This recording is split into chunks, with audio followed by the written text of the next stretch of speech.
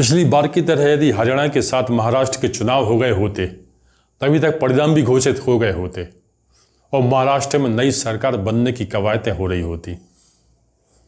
यदि भारतीय जनता पार्टी का गठबंधन चुनाव जीतता तो प्रधानमंत्री नरेंद्र मोदी के जाने की बात हो रही होती और भारतीय जनता पार्टी और उनके सहयोगियों की जिस राज्य में सरकारें हैं वहाँ के मुख्यमंत्री और उप मुख्यमंत्री के जाने की बातें हो रही होती। यही हाल कांग्रेस का होता यदि कांग्रेस पार्टी या उसका गठबंधन जीतता तो राहुल गांधी, प्रियंका गांधी, मल्लिकार्जुन खड़गे और जिन राज्यों में कांग्रेस का शासन है वहाँ के मुख्यमंत्री के जाने की बातें हो रही होती। पर चूंकि हरियाणा के साथ जम्मू कश्मीर के चुनाव करा दिए गए, क्योंकि जम्मू कश्मीर के चुनाव कराना भारत सरकार के लिए ज़रूरी था। भारत सरकार के लिए एक तरीके से प्रेस्टीज पॉइंट था। सुप्रीम कोर्ट के भी आदेश थे, अंतर्राष्ट्रीय नज़रें भी लगी हुई थी।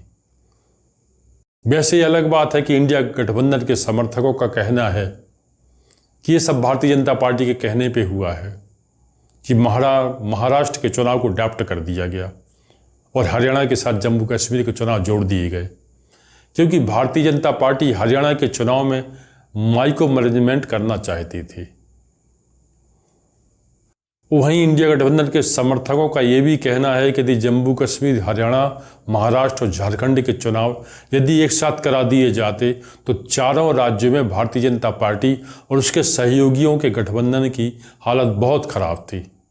सभी में भाजपा हार थी और एक साथ इतनी बड़ी हार, सभी राज्यों में हार भारतीय जनता पार्टी को बर्दाश्त नहीं होती। इसलिए फिलहाल हरियाणा और जम्मू कश्मीर के चुनाव संपन्न कराए गए। बहरहाल सही जो भी हो, इंडिया गठबंधन के जो सहयोगी महाराष्ट्र में हैं, यानी महाविकास अघाड़ी, जिसमें उद्धव ठाकरे की शिवसेना है, शरद पवार की एनसीपी और कांग्रेस पार्टी है, इन्होंने लगभग महाराष्ट्र के चुनाव की तैयारियां अपनी तरफ से पूरी कर ली थी। उद्धव ठाकरे चाहते थे कि महाविकास अघाड़ी की तरफ से उन्हें मुख्यमंत्री पद का दावेदार चुनाव के पहले ही घोषित कर दिया जाए। शरद पवार ने इसके लिए मना कर दिया था, कांग्रेस पार्टी ने भी मना कर दिया था। उद्धव ठाकरे को लगा कोई बात नहीं, राज्य स्तर के नेता मना कर सकते हैं, पर वो सीधे दिल्ली से संपर्क करेंगे। जब दिल्ली के लोग कह देंगे, महाराष्ट्र के लोगों को तो मानना ही होगा।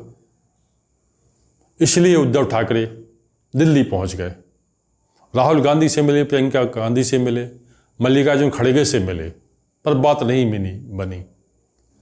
लौट के वो महाराष्ट्र पहुंचे और वहां की आम सभा में फिर उन्हें कहना पड़ा कि महाविकास अघाड़ी की तरफ से जो भी चेहरा मुख्यमंत्री पद के तौर पर उनके सामने आएगा वो उसको समर्थन देंगे। इसके बाद जब चुनाव की घोषणा होनी थी तो महाराष्ट्र के दलों को लगता था कि महाराष्ट्र का भी नाम होगा, पर ऐसा नहीं हुआ और तमाम आशाओं के बावजूद कांग्रेस पार्टी हरियाणा में चुनाव हार गई। कांग्रेस पार्टी के चुनाव हारने से जितनी खुशी भारतीय जनता पार्टी को हो सकती थी, ऐसा लगता है उससे ज्यादा खुशी तो इंडिया गठबंधन के सहयोगियों को हुई, क्योंकि एक तरफ से सभी ने कांग्रेस पार्टी पर हमला करना चालू कर दिया। उद्धव ठाकरे की शिवसेना, जो कई ऐसे मौकों पर जब कांग्रेस पार्टी मुसीबत में फंसती थी तब कांग्रेस पार्टी के ही नेता कांग्रेस के समर्थन में बात नहीं कर पाते थे, उस समय उद्धव ठाकरे की पार्टी उनके समर्थन में बात करती थी। खासतौर से संजय राउत राहुल गांधी के समर्थन की गाथा कहते थे।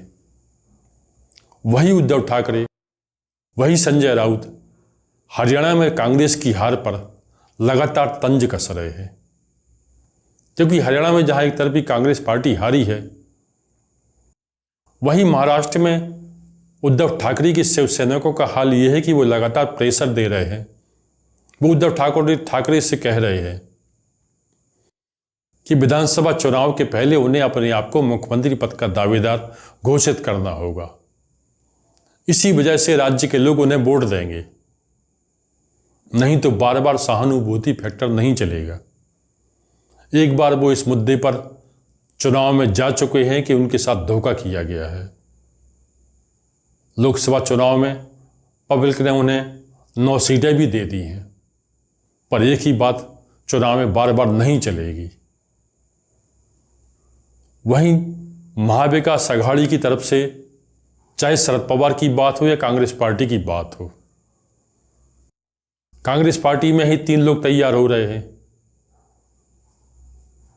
चाहे कांग्रेस पार्टी हो चाहे शरद पवार हो, इन्होंने कह भी दिया है कि महाविकास अघाड़ी में जिस दल की जितनी ज़्यादा सीटें होंगी उसी का मुख्यमंत्री बनेगा।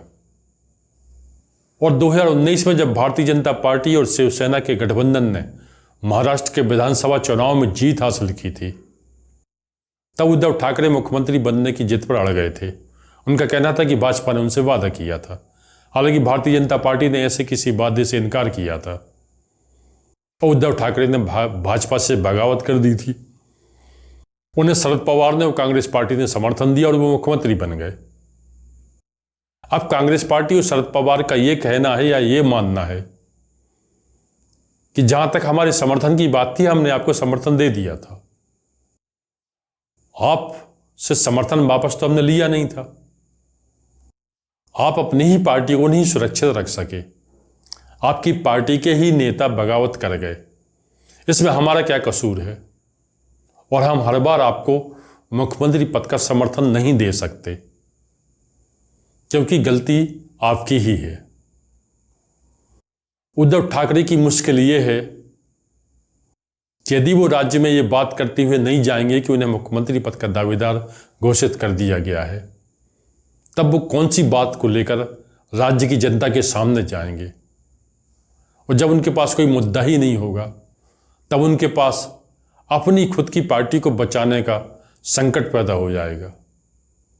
मुख्यमंत्री पद पाना ये तो बहुत दूर की बात हो गई, उनकी पार्टी बची रहे ये बहुत बड़ी बात हो जाएगी। वो जहां तक मुख्यमंत्री बनने की बात है, भले महाविकास अघाड़ी चुनाव जीत जाए, पर उद्धव ठाकरे के मुख्यमंत्री बनने की संभावनाएं लगभग समाप्त हो चुकी हैं। चाहे कांग्रेस पार्टी हो चाहे शरद पवार, कम से कम मुख्यमंत्री के मसले पर उद्धव ठाकरे को समर्थन तो नहीं देंगे, क्योंकि शरद पवार के पास एक अस्त्र और है। भारतीय जनता पार्टी एकनाथ की शिवसेना के साथ, अजीत पवार अपने एनसीपी के साथ महायुति गठबंधन में है। माना जा रहा है कि अजीत पवार को वहां वैसा सम्मान नहीं मिल रहा जिसके वो हकदार हैं, जैसा वो चाहते हैं। तो विधानसभा चुनाव में यदि शरद पवार कांग्रेस पार्टी का कुछ अच्छा रिकॉर्ड आ जाता है, कुछ अच्छी सीटें आ जाती हैं, यदि उन्हें कहीं कुछ बहुमत की कमी दिखाई देगी, तब वो अजीत पवार को अपने पाले में ले लेंगे और उद्धव ठाकरे को यह तय है कि मुख्यमंत्री नहीं बनने देंगे। यानी उद्धव ठाकरे 2019 में मुख्यमंत्री बन गए थे।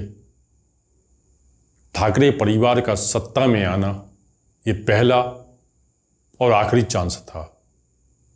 बहरहाल क्या इसके इतर परिस्थितियां हो सकती हैं, ये आने वाला समय बताएगा। तो आज के लिए इतना ही।